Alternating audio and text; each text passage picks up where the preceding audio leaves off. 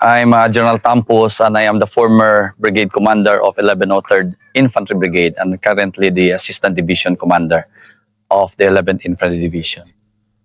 Makikita natin sa likod ay isang bundok, ang tawag namin dyan, Bud na to. Bud dito sa Sulu, parang mountain. No? Kaya ang Dato, Prince. So Prince Hill, o bundok ng mga prinsipe. Yung natin. But very significant yan kasi hindi lang dahil overlooking yan sa Hulu Town. Overlooking. But dyan ang brigade headquarters ng 1103rd Brigade. Okay, kanina na dati na pag-usapan, nasabi ko na yung parang general concept of the strategy, the framework on how to end terrorism in Sulu. And I want to further go to the details. Ano ba nangyari? Siguro madali nating in the perspective of a military person, hatiin natin sa dalawa, the admin support and then the operation. Admin, we talk about the personnel and logistics, and then sa operation naman, we talk about the triad. Triad is intel, operation, and of course the civil military operation. Punta tayo sa admin. Okay, medyo bago kung titingnan natin 2018 December lang to na-organize ang division at medyo challenging ang tao na mag-operate dito. But dahil it was a decisive effort of the AFP to our government na magtayo ng division headquarters dito. Imagine, one brigade coming from Luzon, the 501 Brigade, no? Si General Faustino nagdala dito ng brigade. Coming from Luzon yun, ibabiyahin natin dito sa Sulu, end to end. Sa personnel yon. Another the brigade, ang dinala natin dito, galing from First ID sa Central Mindanao. So now you have 2 brigades. Another brigade, Marines, na nandito na existing, so 3 brigades. Dinagdagan pa ng another brigade yon, the 1st Brigade Combat Team, no? Under General Imbang. So ito, very instrumental ito na mayroong kang 4 na brigades. General Faustino, General Felicidario of the 101 Brigade, and then you have the Marine Brigade, and of course General Imbang. Personal-wise, ibig sabihin now you have the numbers to address the terrorism here in Sulu.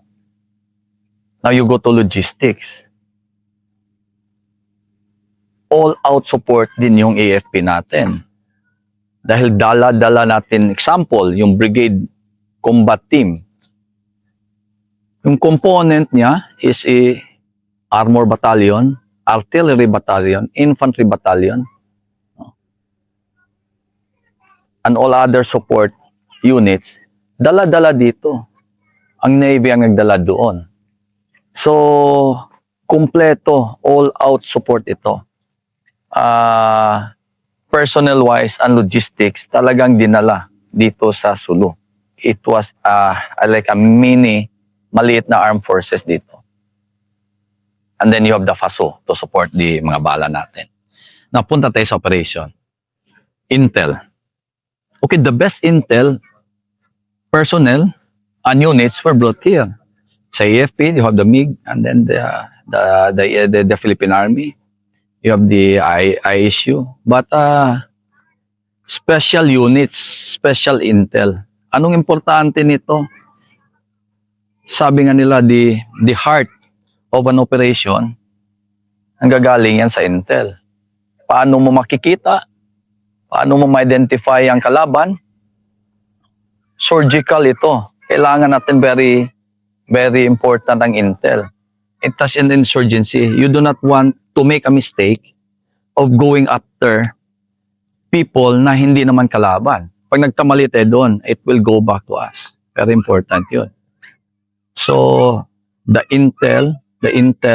intelligence portion identifying the people, the Abu Sayyaf, who are the Abu Sayyaf, sino yung nagsusuporta sa kanila, saan nanggagaling yung pera nila. Hindi to local lang. Now you have the Egyptians, you have the Indonesians. Nandito. If you listen to the pronouncement noon, if you could not go to Syria or other Middle East countries na problemado noon, Iraq, you go to Philippines, you go to Sulu, you go to Marawi. Kaya nagdadatingan dito. So yun yung pinaka-heart, identification of kalaban. We could not, kahit gaano kagaling yung mga units natin, no? Kung wala naman yung hindi natin nakikita, sa failure yun. Now you go to operations. Yung operation, hahatiin natin yun. Operations tayo ngayon. No? You have the infantry brigades, dalawa. The very powerful brigade combat team and the Marine Brigade. Pero, yung AFP natin, hindi po enough yun. Dinagdagan pa yun. No? All-out support. After Marawi, nakita ng AFP na kailangan yung special units natin. Ano yung mga special units na nandito sa atin. No? Inadalan tayo ng 3 Ranger Battalion. 1st, 3rd, and 5th Ranger Battalion. Colonel Aling, Colonel Dilag, Colonel Bakiran, Quad Battalion Commanders na tumulong dito. Very important ang Ranger dahil sila yung sustained combat operations. Now, kailangan natin i-occupy, i-saturate yung area. Hindi lang yung nasa highway, but keyhole approach. Sino yung gagalaw noon? Now, you have the 2 infantry brigades. Yun yung giging role aside from combat operation, but they are also occupying the space doon sa area. So yun yung naging concept natin, very focused combat operation, focused military operation with a very good intel. Now you can hit now. Although very challenging noon kasi the Abu Sayyaf is also a fighting force, a thinking fighting force. Nagiging challenge ka noon, may experience, we can hit them, no? But hindi decisive. Maabutan lang natin tactically yung kampo nila, may encounter but hindi maiwanan, combat boots, backpack. Those were the few months of operation.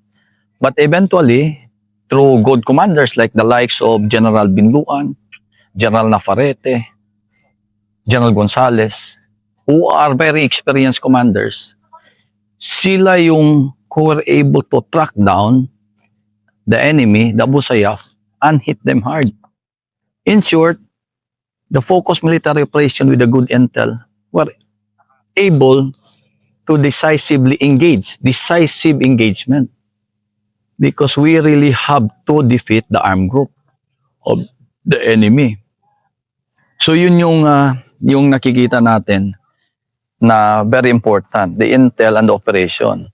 Paano integrate with the different personalities, culture, mga units yan, special units, i-integrate mo sa mga infantry battalion operation. May Marines ka, may LRR ka. Medyo mahirap ito. But because yung mga commanders natin are experienced commanders, nagawa nila to. No? Na-integrate. Complementing each other, helping, may nag-operate sa araw, may nag-operate sa gabi. And yun yung mga naging susi. In fact, isa sa major engagement dito was the Solare. No? Hindi lang to Army, but also the Air Force and the Navy. The Solare incident, we were able to hit Abu Sayyaf on board a Jongkong, it's a vessel, no? Sa Dapan Dagat. To the point na na-track down yun gabi, nasusundan ng ISR natin, intel natin, and hinahabol ng 2 multi-purpose assault craft loaded with special forces personnel and ranger, followed by 2 Air Force. So kung titingnan natin, ito yung operation na joint ang tawag natin dyan, joint operation, the Army, Air Force, and the Navy. So the Sulu success was not only the Army but also the integration of the Air Force and the Navy capabilities. Yun yung pinaka-central na the focus military operation. Now we go to the CMO. Ano nagiging role ng CMO? Civil Military Operation. In every fight, importante yung sino yung mga kasangga mo. Sino yung mga kasama mo. In my experience, parang na-encounter mo once, twice, 3 times a week. Pag na-encounter ng Abu Sayyaf, talagang ulanan ka ng bala. M203, machine gun. And yet, the following day, ma-encounter mo, same intensity. So, saan ang gagaling yung nila? Resources nila. Now, this is where the CMO comes in. No? So, mayroong nagsusupport. Now, how do you cut off the resources now? Yung support system. Ito yung trabaho ng CMO natin. Galing po yun sa labas. Could be from the civilians or sino man ang kasangga nila. Kaya nga, yung CMO Civil Military Operations natin is to have more stakeholders or tinatawag natin alliances in the international na who can help us defeat Abu Sayyaf. At isa sa mga na-convince natin to really help us here is the local government unit led by our provincial governor, the governor. Of course, Mayor Kabir Haydine kasi sa kanyang patikol. All out support sila. Dito sa Indanan, Hermot Jikiri, Mayor Hermot Jikiri. Dito sa Hulo, Mayor Kerkartan. Ito yung tumulong. Of course, si Mayor Tulawi ng Panama, all other mayors na tumulong sa atin. LGU pa lang yun. LGU pa lang yun. And so many agencies, like for example, the PNP, instrumental. Yung mga kaso, pinail natin sa against Abu Sayyaf. The NBI, nandito. The PDEA, na tumulong sa atin, involving, nakikita na may angle of illegal drugs ang Abu Sayyaf natin. Maritime Police, the Coast Guard. So many agencies help in this campaign against Abu Sayyaf. Bakit tumutulong? Because the problem in Sulu against Abu Sayyaf was not limited only to the AFP. Ito na yung tinatawag natin na interagency from dati joint operations na Army, Air Force, Navy, ngayon involving na the other agencies. So yun nakikita natin the role, the importance of the civil military operations.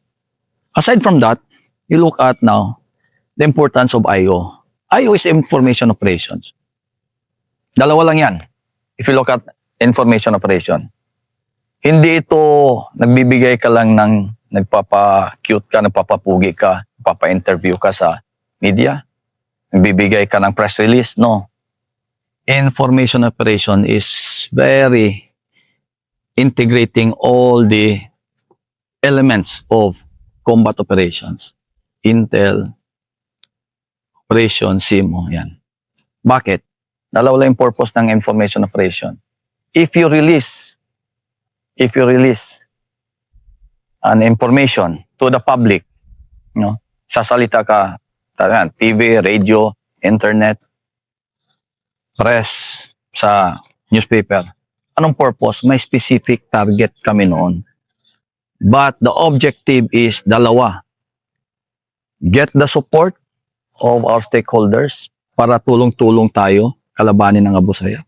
Second is to defeat the will of the enemy or the Abu Sayyaf. Like for example, we release an information that the Brigade Combined Arms, the Brigade Combat Team, the cutting edge of the Philippine Army, will be deployed in Sulu. Or 3 Ranger Battalion will be deployed in Sulu together with 2 SF Battalion. These are the special unit. We are sending a message to the Abu Sayyaf na the government is serious, we will go after you no matter what the cost. Pinapadala namin ang best namin dito sa Sulu. Para naman sa mga natin, sa mga supporter natin, LGU, the community, no? we are telling them na you support us because this is the way forward. We are sending all the resources of the government to make sure that we will be able to be successful, to liberate Sulu, finish Abu Sayyaf, and people be able to go back to their homes at maging peaceful ito. So yun siguro basically, ulitin ko, no, it's admin and operation. Admin, talk about personnel, logistics, training, and then operation, triad lang yan. Intel, very, the Intel here, very sending all the best, no, gamit sa katao. Operation, the best units, nandito. Commanders, the best. And CMO, information operation. Defeating. To the point na yung Abu Sayyaf, kung hindi man sila namamatay, nagsusurrender.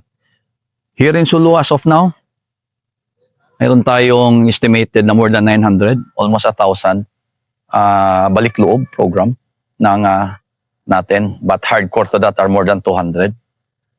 Maraming nagtatanong, even the President came here. President Bongbong Marcos came here. At during a seminar, sabi nga niya, totoo ba talaga? Even the President was not convinced. Totoo ba talaga na wala nang Abu Sayyaf? Ang sagot ng commander natin, I think, that time, General Patrimonio.